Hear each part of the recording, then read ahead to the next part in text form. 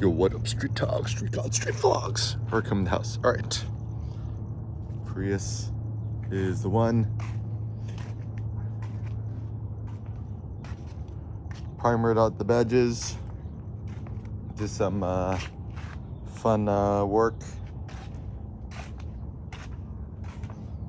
Primer thoughts, primer rims. Fixed up the headlights. Actually, the paint on this is still really good. Primer hubcaps, primer. Yeah, I think primer thoughts. I like primer. Matte primer. Also painted this white. Hopefully this will last. Okay, so some thoughts on doing things your own way. So the general gist is, with weightlifting, everything in between, I think we're conditioned to do things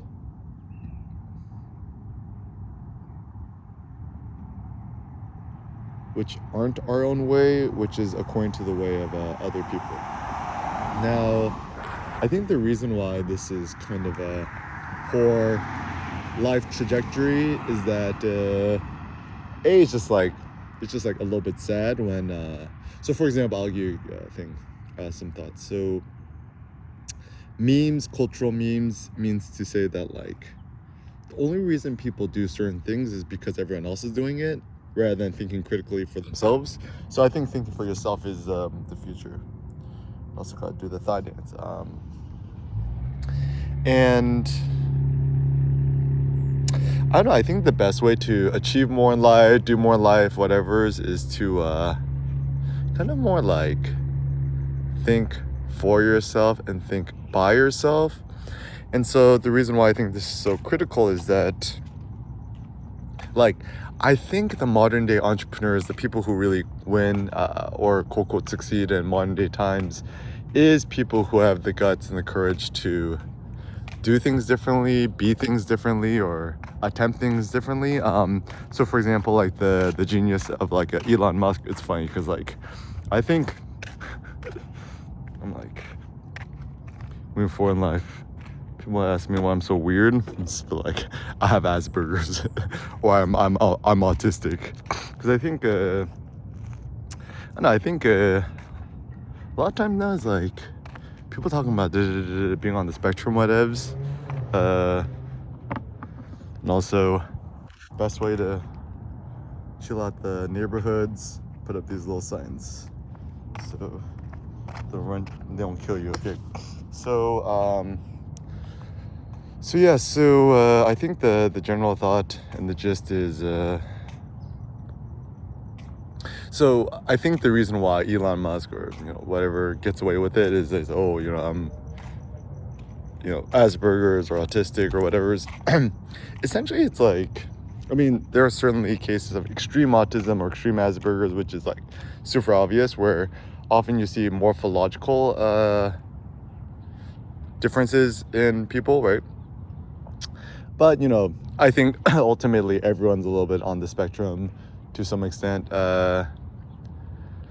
and so I think what it means to think for yourself and by yourself and to think more critically thinking about things is that, like, essentially to have the best way to do something isn't to just like look at what other people are doing and just kind of mimic them. Mimetic theory, Rene Girard via the Peter Thiel. It's I think a much more interesting noble life goal is to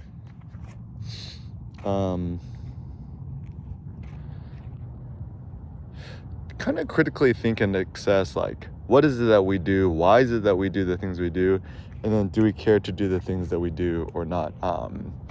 So for example, at the gym, one of the memes is like bench press, right? Everyone does a big bench, everyone wants to bench, how much can you bench, bro? And it's essentially become like in terms of gym capital, it's almost like how rich are you, right? It's just like and then we at the gym we use the plate analogy, right? A plate is like a 45-pound plate in the States. So it's like, how much can you bench, bro? A plate, 2 plates, 10 plates, 20 plates, 4 plates, right? And so Typically, most guys want to bench at least two plates. It's just like a standard marker of like good strength, right? And then if you want to be really strong, then it's 3 plates. And if you want to become like really strong, then it's like 4 plates. Is kind of like almost like a subtly unattainable goal.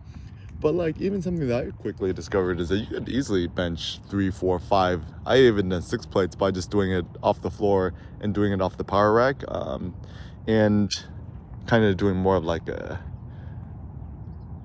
just not the full range of motion. And people cheating, but I'm like, but once again, like, I'm not sure what bench press is like. Do people bench because they want to brag about how much they can bench, or are they benching because they want a bigger chest, or both? And then the funny thing too is that, like, actually funny enough is like everyone wants a big chest. I'm like, what if having a big chest wasn't a desired goal? Right? So this is kind of funny. Like we often see aesthetic changes. So for example, like with women, having kind of like big breasts was the thing. Now it's kind of not a thing. Now it's kind of, I don't know, it kind of goes through waves. But I think the problem is like a lot with modern day aesthetics. When plastic surgery kind of gets involved, things kind of get ugly. So I think in cases where people get like extreme like accidents and stuff, to get plastic surgery to just reconfigure it to the way you used to look, I'm much fun. I mean, like, ultimately it doesn't matter like what you do to your face or your body, but then I just think it's a little bit unfortunate when people feel pressured to have to do these certain things because they're just trying to follow some sort of social script. And so yeah, my general thought is to not have to follow no social scripts is a much more interesting and robust way to live life, and I think people would be much happier this way as well. So towards this notion of kintsugi, so I'll give you an example. So we recently inherited the car from Cindy's younger sister, and I think there was some side swipe damage, and it just started rusting. So it puts a flat primer, and at first I was just gonna paint it matte white, but then I was like, kintsugi, it's just like, why are you trying to hide the fact that it kind of got dirty and messed up? I'm just gonna highlight it. So I just painted it black, and I was actually inspired by me and Cindy went on a walk. We saw the Toyota BZ4X or something. It's like some all-electric car. And then in this, if you also look at the new Lamborghini was it Sterato, the fender flares intentionally are kind of bolted in and painted black. So it's like, rather than trying to hide the imperfections, why not already try to make obvious that these are the parts that was messed up? So I kind of like the ideal, the aesthetic and ideal. Also, the paint on this is actually still really good. And also just a funny thought. So this is typically black, but then it started peeling, so it's painted matte white. So I think, yeah, matte white is kind of an interesting thought. Also,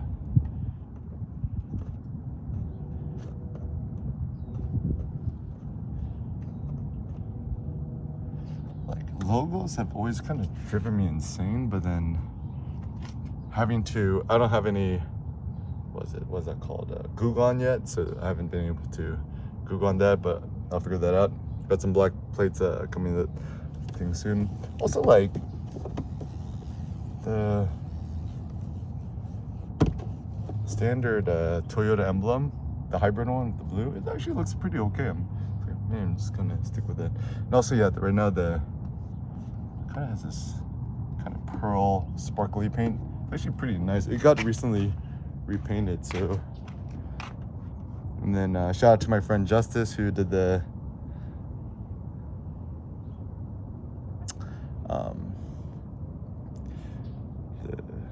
what's it called, the chemical guys told me about the car touch-up paints. And actually, yeah, being here in SoCal, having pretty darkly tinted. Also, these side view mirrors are pretty good because they help you see the blind spots. And yeah, we're gonna go down to San Diego today to see some friends. And I don't know, it's just like, I'm still such a big Elon Musk fanboy, Tesla fanboy, big fan, etc. But then the thing is just like, drive to San Diego and back, it's like, so if you had a super base level Tesla Model 3, right? You drive down to San Diego, you might have to supercharge somewhere before driving back, which is kind of annoying. Easier to just pump your gas. I guess if you had like a Tesla Model, well, I guess any of the Teslas that had the super long range, then I guess you get down to San Diego and back in just one charge. You gotta recharge at the house. And I guess it just depends on whether your house has supercharging or the fast charging thing, adapted thing built at your house or not. Apparently it's not that expensive yet, so I guess that's okay. But then at least for me and Cindy, moving forward, there's probably just gonna be still like kind of like itinerant or kind of like pseudo nomadic. Some places in LA, not all the places have the charging ports. Actually, the thing is, like, perhaps one of the downsides of having a Tesla electric car is that it affords you a little bit less flexibility in your life, because then you're like, oh, you got to get a house with a charging port, or your workplace has to have it, or what else?